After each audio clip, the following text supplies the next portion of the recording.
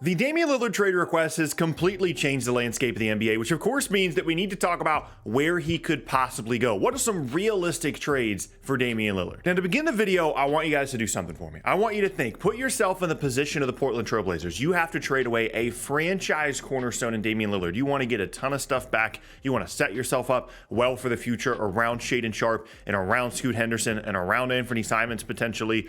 Who is your first call? Who's the team that you can trade Damian Lillard to that he can contend on and you can get a lot of really interesting stuff back? Who's your first call? I'm going to tell you right now, the first team that I'm calling is the New Orleans Pelicans, because I think that this Pelicans team, if you add Damian Lillard to that group, they are a real 100% contender. Keep in mind, this is a team that had one of the best records in the entire league when they were healthy at the beginning of last season. Of course, when they were healthy is always attached to this team when it comes to Brandon Ingram and, more importantly, Zion Williamson.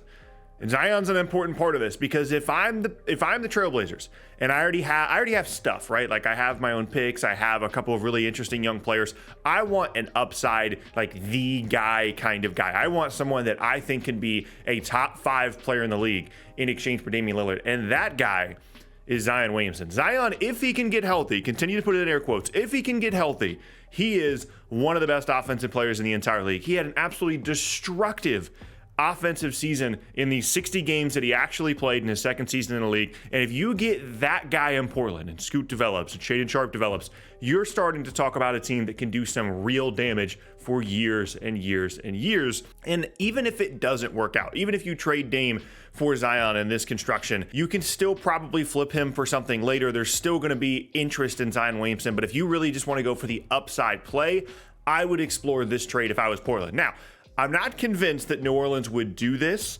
It does, get Damian Lillard and CJ McCollum back together in New Orleans. I do think that's a contending team if they make this move. But like I said, they were one of the best teams in the league when they were healthy. And if they can get back to that version, there's no real reason to shake up this roster unless you're convinced Zion doesn't want to be there and wants a change of scenery, and or you never, ever, ever think that he's actually going to get back to that level of play that he showed in his second season. But this, to me, to answer my question from earlier, this is the first team I'm calling if I'm Portland, and that's the New Orleans Pelicans. Okay, next up, let's talk about the Philadelphia 76ers. I do think there's an interesting construction where the Sixers get Dame Lillard, the Clippers get James Harden, and Portland gets like stuff and Tyrese Maxey and all this. But I wanted to put together a bit of a different looking deal that gets Dame to Philadelphia. So in this scenario, the Sixers get Dame, Portland gets Tobias Harris, Spencer Dinwiddie, Tyrese Maxey, and firsts. You can see that like there's 2 Nets firsts, there's a Philly one in there. Philly would have to do more than one first. You can do pick swaps, you can change around whatever you think the draft compensation should be in this deal for Portland.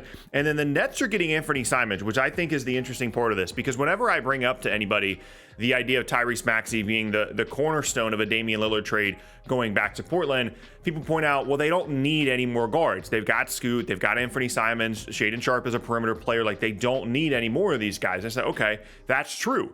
But I think that Tyrese Maxey is not only better than Anthony Simons, but has more upside and more potential moving forward than Anthony Simons, who's very, very good, by the way. Anthony Simons is good, and Brooklyn desperately needs a lead guard, someone that can provide them explosiveness in the backcourt, that can shoot the ball, and can be well insulated in this defensive infrastructure that they have there in Brooklyn, where they have so many two-way wings that can surround someone in Anthony Simons that's just never going to be a good defender. So Brooklyn gives up some stuff to get a lead guard. It's not Dame, but it's still a very good player that's under contract long-term, that fits the timeline of what they're doing pretty well. The Sixers still have to figure out what they're going to do about James Harden, but they trade away, Maxey and Harris to get Portland some salary relief, as well as Maxey, obviously, in the draft picks in terms of the assets in exchange for Dame. And Portland gets a cornerstone player in the trade in Tyrese Maxey, and again, salary relief in the form of Spencer Dinwiddie as well as Tobias Harris. Now, this is a tough one for Philly because you really have to get good stuff in exchange for Harden then, because then basically you're trading Tyrese Maxey, James Harden, and Tobias Harris for like Damian Lillard and whatever you hope to get for James Harden. So I understand why it might not work for Philadelphia, but this kind of construction where you reroute one of the guards so that Portland can take in Tyrese Maxey as the main piece of the Dame trade, that's really more so what the discussion is about here. Next up, let's talk about the Miami Heat, of course. They're going to play a very big part in any Damian Lillard trade discussion. We already know this. And in this construction, I'm doing something a little bit different because I've been really thinking about that Jeremy Grant contract that Portland signed. I think there's already real regret there. They tried to get him to sign that, or they got him to sign that contract with the understanding that they thought Damian Lillard was going to return to the team and that they had to sign that contract. And I think there's already some regret there. So depending on how the contract works, when they can trade it and all that, what if Miami gets Dame, but they also get Jeremy Grant? They take away that salary from Portland. They say, we'll take on that contract. We know it's a huge number. We know you guys don't want to pay it. And that frees up Miami to trade away a lot of other stuff in the deal because Jeremy Grant is a real high caliber starting player for them. And so if their rotation is a little bit more limited, that's not the end of the world. So in this scenario, Miami is getting both Dame as well as Jeremy Grant in exchange for Kyle Lowry's big expiring contract, which is basically the Jeremy Grant swap there.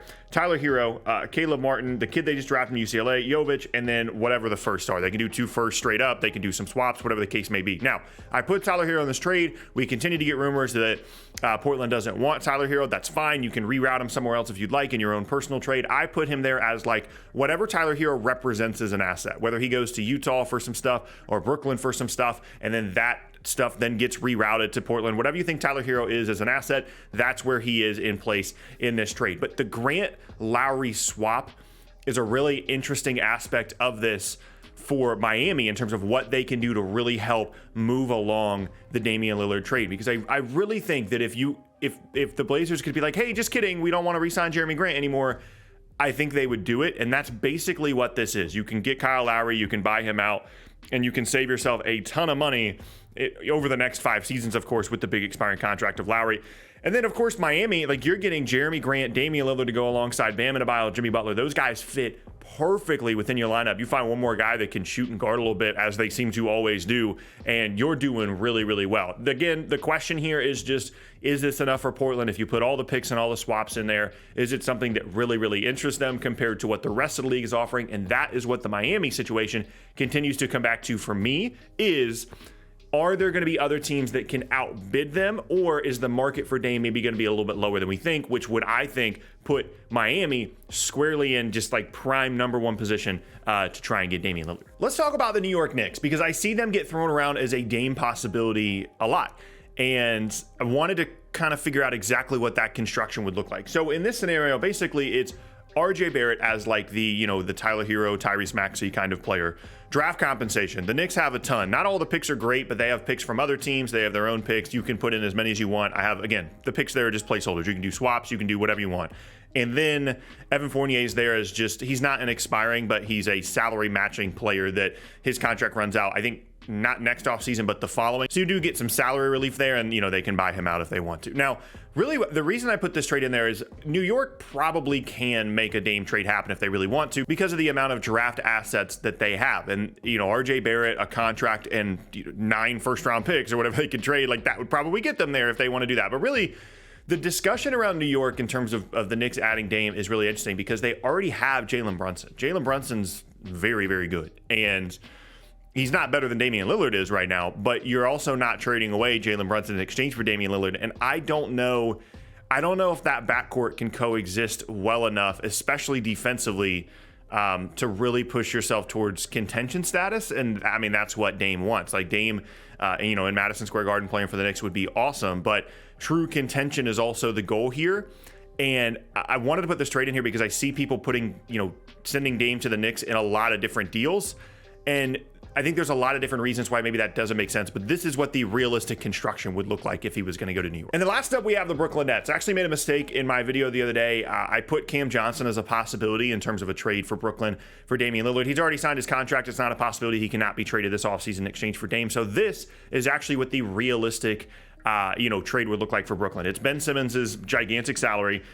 The 2 of the kids that they just drafted in the first round, you can put Cam Thomas in there as well. And then again, 3 first-round picks, mostly as a placeholder for, as the tweets like to say, draft compensation, right? So Brooklyn, I think, is the fulcrum of all of this. Like, they are the pivot point of how the Lillard trade situation goes, as well as how much Portland gets back for him. Because if Brooklyn shows a lot of interest in getting Dame, and they're like, you know what, we'll do 4, 5, 6 first-round picks in exchange for Damian Lillard, plus some salary. We put Dame alongside Mikal Bridges, Cam Johnson, and Claxton. We think we're close to contention. If they're willing to do that, then I think it starts eliminating a lot of teams quickly. I think it eliminates the Clippers in terms of being able to get them. It eliminates Miami in terms of being able to get them. It probably eliminates the Sixers unless Portland's just really in love with Tyrese Maxey. And really, it would come down to either Brooklyn or the Knicks, because each team has a lot of draft compensation they can throw in there if they really, really want to. And that, I think, is the focal point of the entirety of the Dame situation in terms of what Portland can hope to get back. I think that's one of the reasons why they are looking around the entire league right now to find good trade packages, because they want to be able to get as much as they can and possibly push Brooklyn or some of these other teams that have more assets to push a little bit more to the center of the table, because I don't think Brooklyn's threatened by Miami. I don't think the Knicks are threatened by Miami in terms of how much they can trade, because each team knows they can give up more than the Heat can. Those are my trade ideas. Let me know down in the comment section below what trade ideas you guys have for Damian Lillard, and let's just kind of keep seeing where this thing is going to go.